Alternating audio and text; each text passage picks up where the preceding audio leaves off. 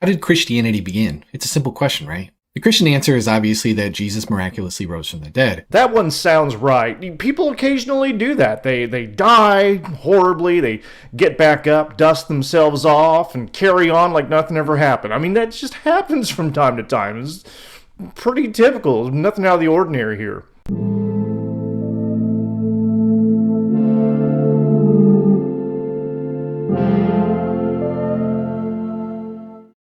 You're a skeptic, you're obviously going to have to look for some sort of non-miraculous explanation. That's the tough part about being a skeptic. We have to really dig in there, cognitive dissonance reduction overdrive, and come up with some 2-bit ad hoc piece of rationalization as to how this all went down. I mean, we're desperate. We're just clinging to life here. It's tough, but you just give us a break.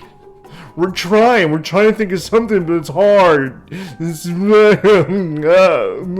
One explanation that has become increasingly popular is that Christianity began out of the disciples' own cognitive dissonance. Simple cognitive dissonance. Oh, come on. Now that's really reaching. Now, before we dive in, what the heck is cognitive dissonance anyway? Cognitive dissonance theory is a psychological theory that explains the discomfort that people feel when they hold two conflicting beliefs or values at the same time.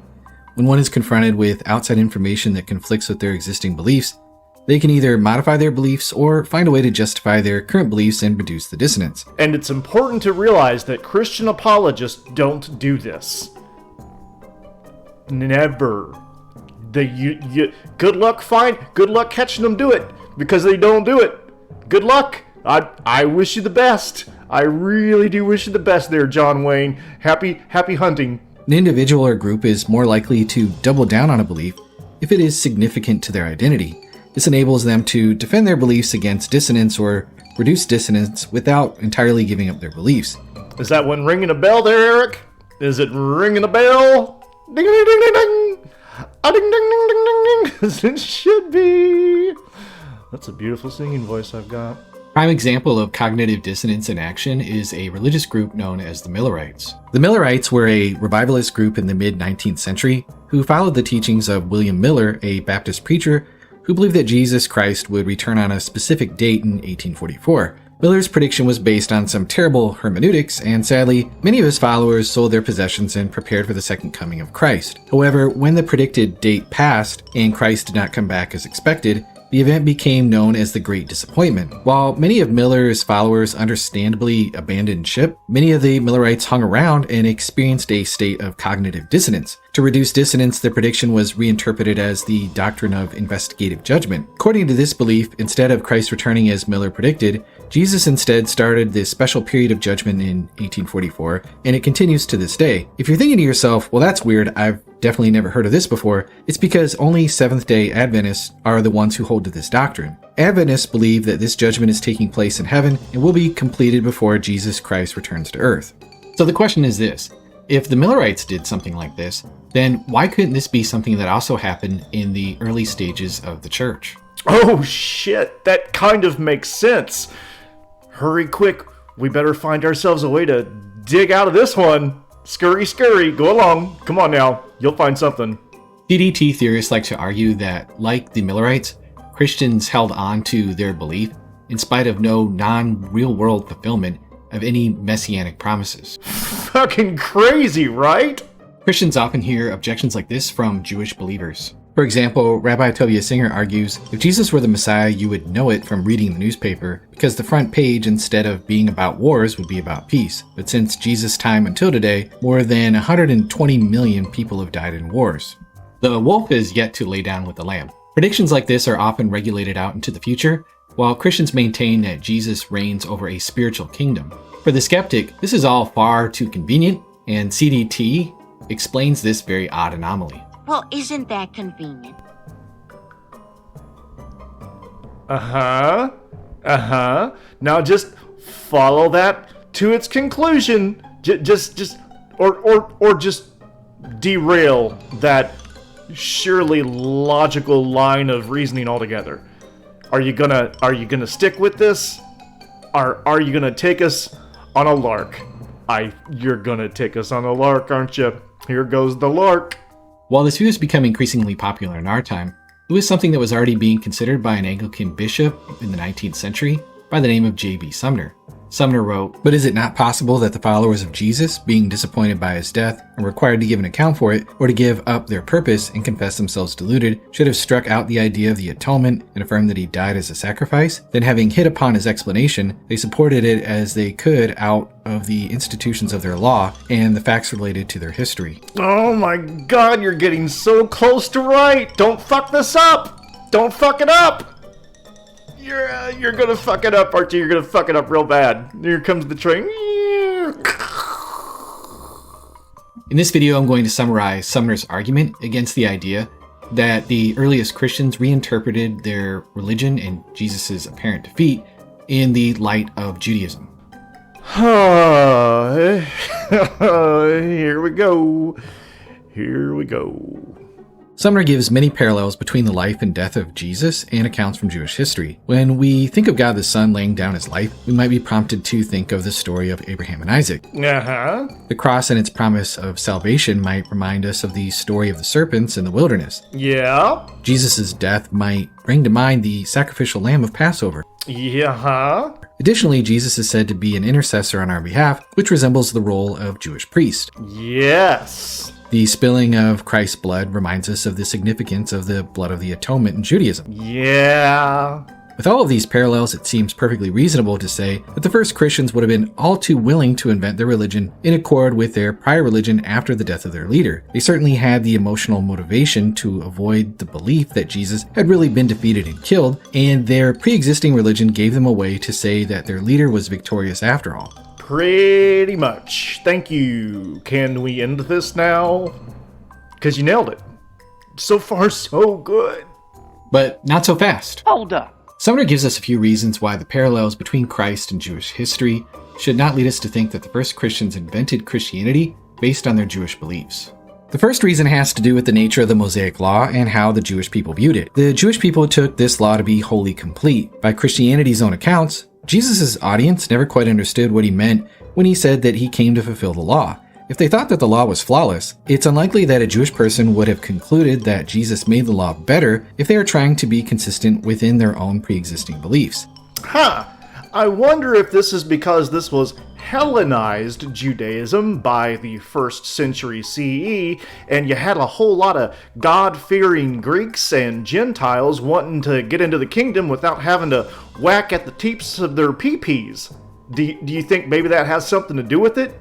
That maybe these traditions were changed, modified, adopted, and adapted by other peoples on the outskirts of Judaism so as to make it more palatable to them? That's a pretty ready-made explanation as to why this would change, yet still cling to older traditions and templates within the Hebrew Bible. That kind of makes sense there, what I'm touching upon, but don't you dare let that little thought bubble come creeping up. You stick with this lame argument, because this is compelling stuff. How has no one quoted this guy since 1926? This shit's on point.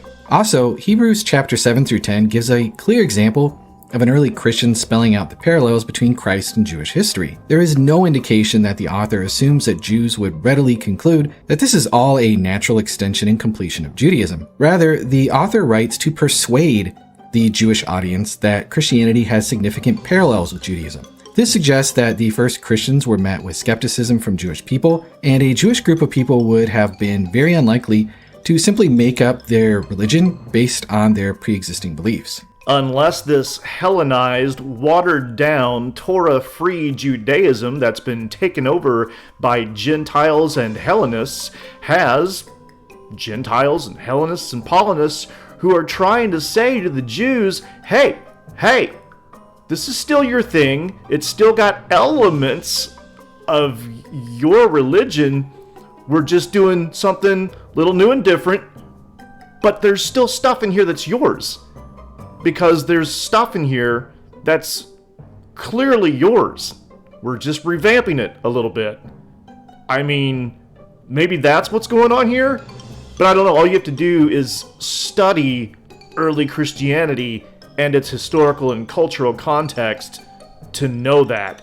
And that takes a little bit of reading, takes a little bit of thinking, takes a little bit of, you know what I mean, actually diving into all the relevant facts and context of the historical development of this funny little Middle Eastern cult. Don't do that. But what about the portions of the Old Testament that seemingly predict the Messiah? Couldn't a group of Jewish people have looked back into those messianic prophecies and then confirmed to themselves that their Messiah hadn't really been defeated? Yes, we're back on track. Good for you. Good for you. Don't fuck this up again. Oh, you're gonna do it, aren't you? Oh, come on. It's possible, but this also assumes that Jesus matched what the prophecies predicted. It could just be by chance that Jesus was born in Bethlehem, and that his coming should be announced by a forerunner, or that he should have come around the 490 years that Daniel predicted, or that he should have had the particular character that he had, and that he should die in a certain fashion. But it is extremely unlikely that Jesus would fit all of these characteristics by chance. What?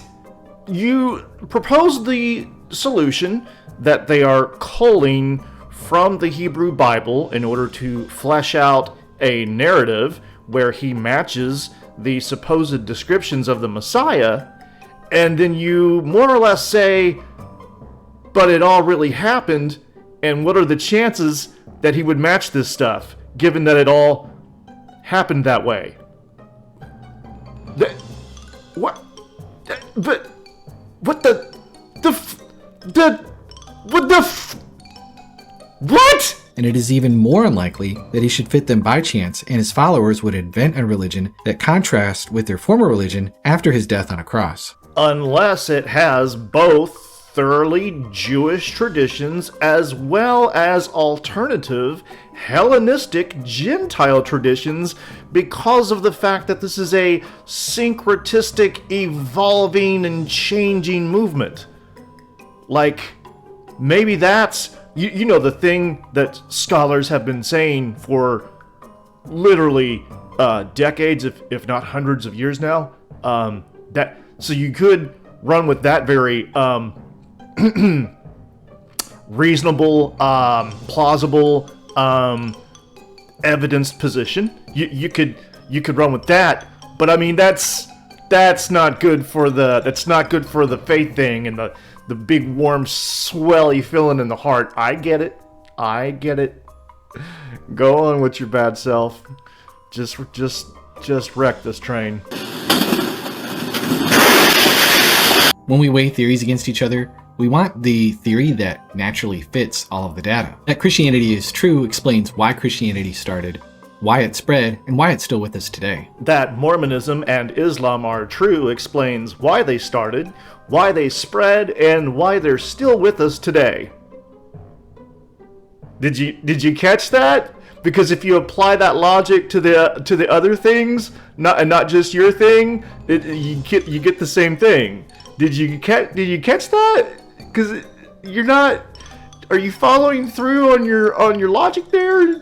It's called a reductio ad absurdum, and you ought to get on that train instead of wrecking this one. That Christianity is a result of grieving Jewish Christians looking back into their Jewish beliefs and scriptures and trying to find victory out of defeat for Jesus is contrary to what we know about first century Judaism of that time. No, it isn't. The entire history of the Jews, Judaism, the Hebrew Bible is all about taking massive defeats or losses and turning them into victories or redemption. The Exodus from Egypt, you've got the Babylonian exile, which is much of the backdrop of the Hebrew Bible, in which they take a major defeat, the destruction of their temple, they're being deported from their homeland, but then being redeemed and allowed to return to the homeland and rebuild the temple and all this good stuff, and you have all of these varied expressions of defeat and redemption or death and restoration to life in terms of a metaphor for the nation of Israel. And then you've got in 2nd Maccabees the high priest Onias, who had been killed, put to the sword, and died. Judas Maccabeus now beholds him up in heaven with his newly immortalized body, hands outstretched in prayer and so forth.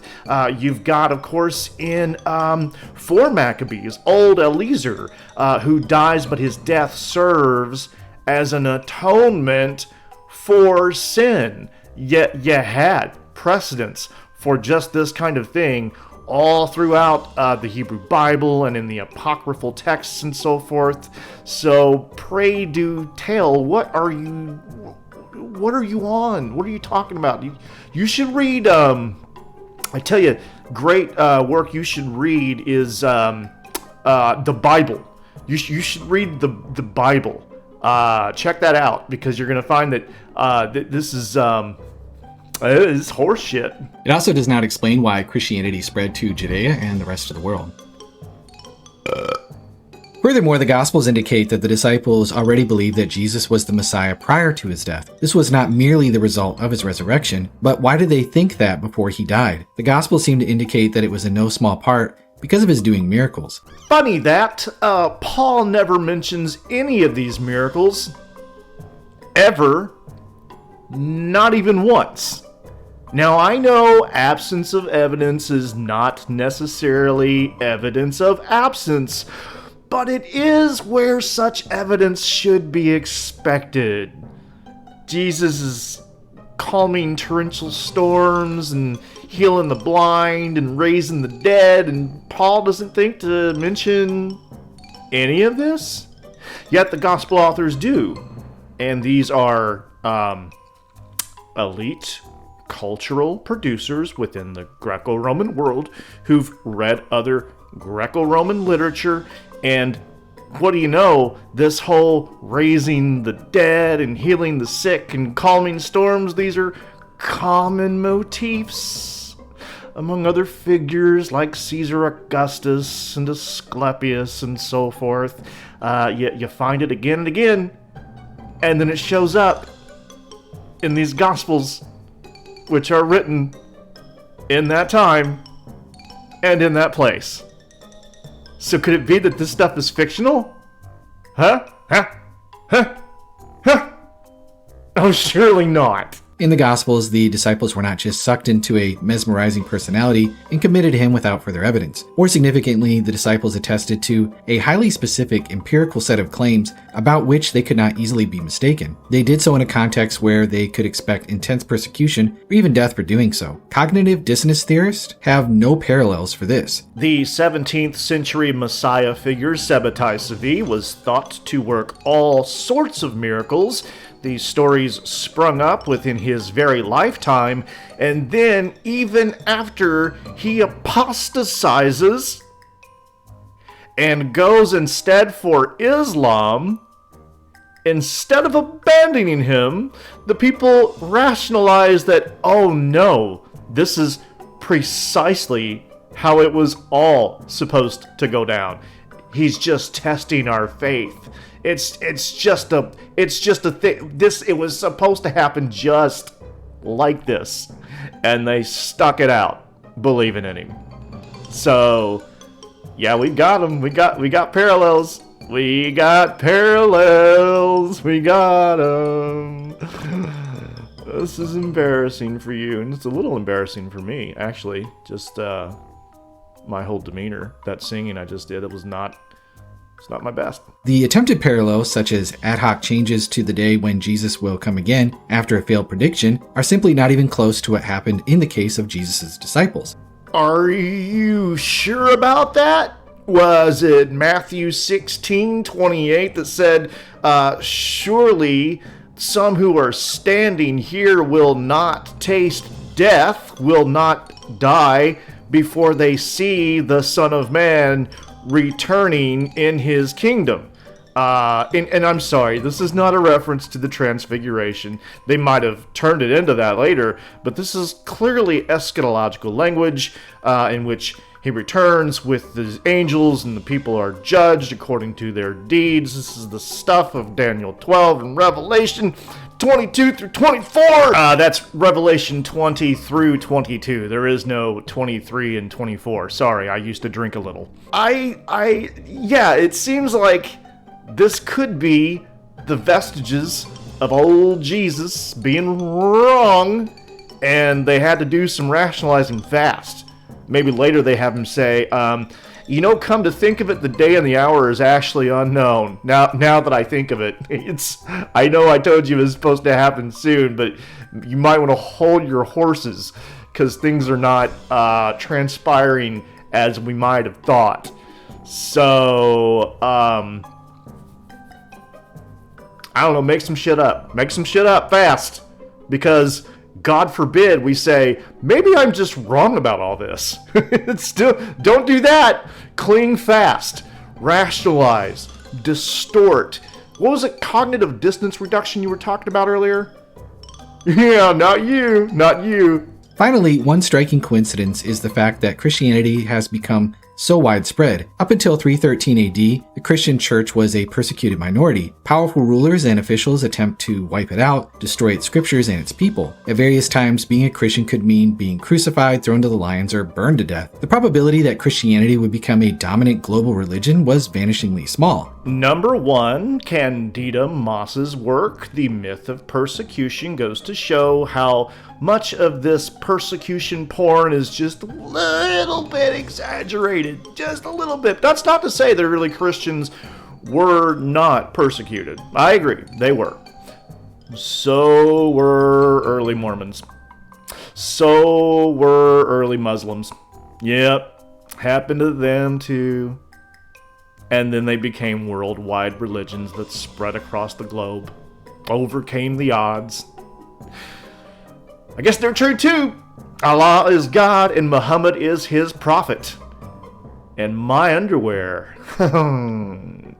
We can do magic. That's enough. I will never do that again. This is exactly what was predicted in various passages throughout the Old Testament, namely that the Messiah would bring representatives of all nations to a realization and worship of the God of Israel. For example, consider Isaiah 49:6-7, which reads, "It is too light a thing that you should be my servant, to raise up the tribes of Jacob, and to bring back the preserved of Israel. I will make you a light for the nations, that my salvation may reach the ends of the earth. Thus says the Lord, the Redeemer of Israel and his Holy One, to one deeply despised, abhorred by the nation, the servant of rulers. Kings shall see and arise, princes, and they shall prostrate themselves, because of the Lord who is faithful, the Holy One of Israel who has chosen you." Jesus himself also made this prediction, specifying that this gospel of the kingdom will be proclaimed throughout the whole world as a testimony to all nations, and then the end will come. You might be forgetting a few things there, like how the Messiah was supposed to return the nation of Israel back to the heyday of the old Davidic monarchy, and Israel would be a light to all the world. There'd be no more wars or famine, just like what's his face was saying earlier. You'd kind of have world peace. It'd be on the front page. We don't see any of that. So what do we say? We say, oh well, but he'll be back. But he's gonna come back soon. Scratch that, not soon. To get all of the rest of that done. I know the first time he didn't do it, but he'll come back to do it, just like it predicted in the Hebrew Bible, that he would suffer and die, and then he would have to come back much later to get the rest. Oh no, it never says that. It never says that, because maybe this is the cognitive dissonance reduction thing that we, the skeptics, have lighted upon.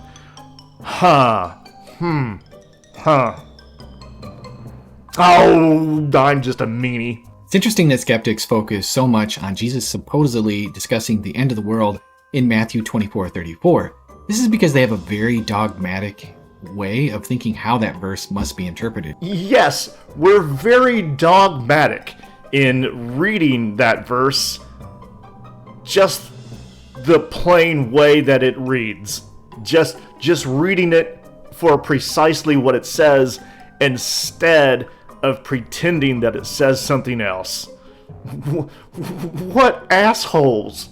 It does seem to me to be a little bit of cherry picking when they focus on Matthew 24:34, but they ignore this particular passage, or the parables that Jesus talks about where he tells them to anticipate some sort of long delay.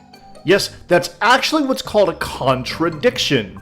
When one author says one thing, like, this is going to happen really soon. Some of you are still going to be alive when it happens. And then another author saying a different thing, like there's going to be a little bit of a delay. As I explained earlier, as other scholars have touched upon, this is because they're dealing with the delay of the parousia, of the second coming, because it's not quite going down like they thought it was gonna.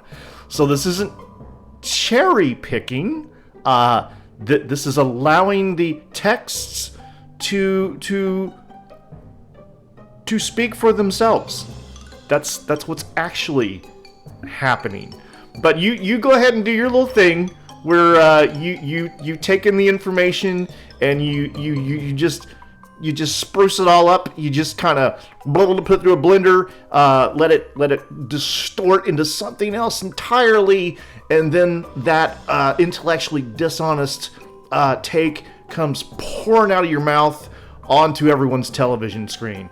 You do that, because that doesn't look idiotic at all.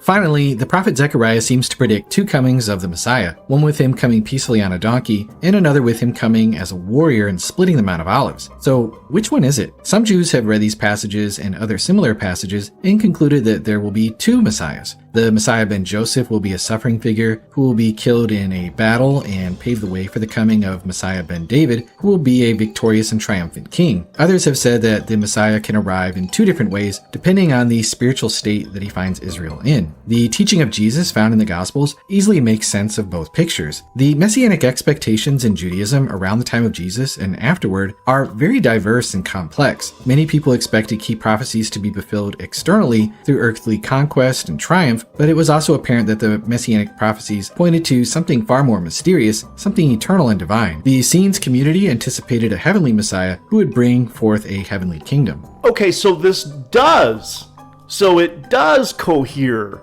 with some Jewish expectations, which, by the way, were varied and diverse.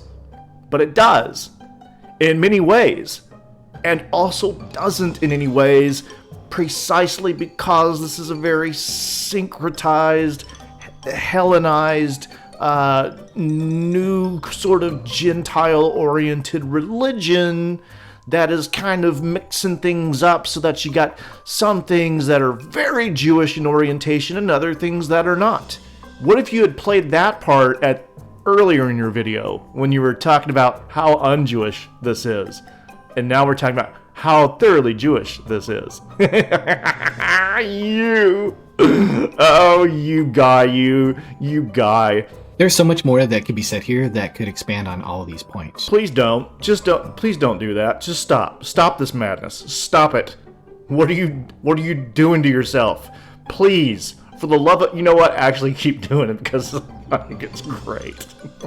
The bottom line is that I don't think cognitive dissonance theory has things sewed up so neat and tidy as the theorists like to think. While I do think that it has some explanatory power compared to other skeptical hypotheses, I don't think it does a good enough job of explaining the majority of the data, which is why I don't think that people should accept it. Yeah, I'm going to accept it just because of how well it comports with other zealous apocalyptic movements that do this very thing. In Christianity in the first century, as well as Judaism in the first century, were very zealous apocalyptic movements. It's precisely the kind of thing that you would expect to happen, but you do you, boo. It also relies on a lot of underlying literary theories about the Gospels that I think are open to serious challenge, and I think that's where the debate ultimately should lie. They are not open to serious challenge. They're open to serious misunderstandings like those of the McGrews, who for some odd reason you take seriously.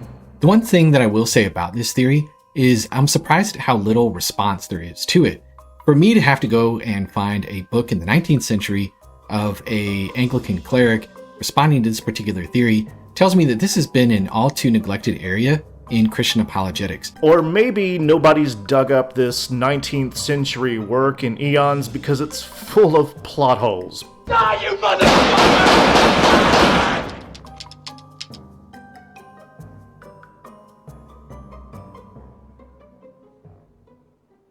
This has been Derek Bennett with Atheologica. Please kill me so that I never have to watch another one of these again, ever.